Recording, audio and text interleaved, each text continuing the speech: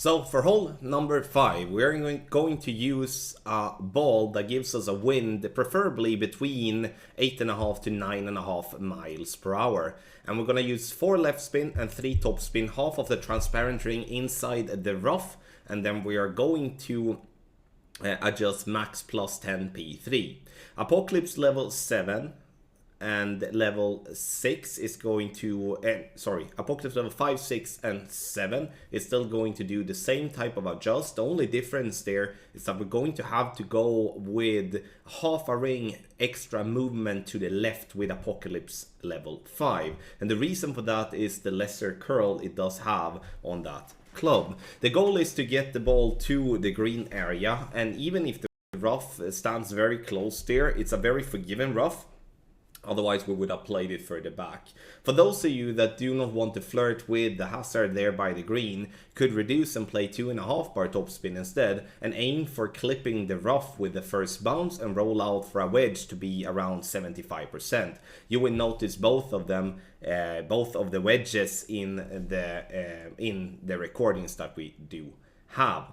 One other thing, when it comes to having higher wind, if you still want to keep the Kingslayer, if you have wind between 9.5 and 10 miles per hour, you push up half a ring after the adjustment. If you do have a wind that is above 10 miles per hour, you push up 1 ring after the adjustment to compensate for adjusting down the cliff. But the easiest way is to switch to a wind 5, side spin 4, P3 ball.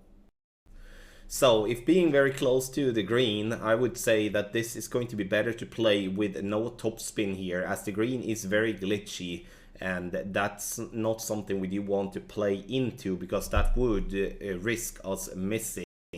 And so we avoid that. We play a regular EB school plus 20 elevation P3 numbers, and here I play this one 35% slider. Aiming at the hole, once again, no spin is being played. Making the adjustment and then hitting perfect. And then this ball is going to drop.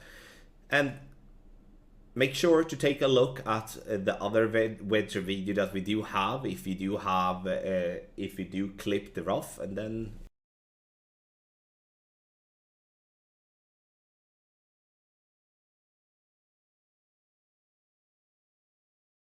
so for the longer wedge here, and that is if you do clip the rough,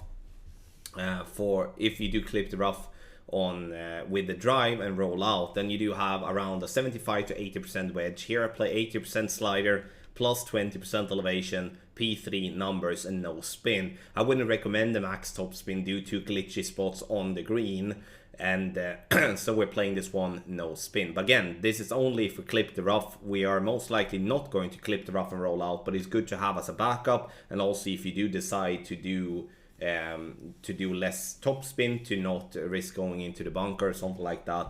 So that's something that is worth to have in mind. Perfect ball, and this is gonna go in, and that's nice to end up here with an eagle. Get the guides on patreon.com/golfclashtommy.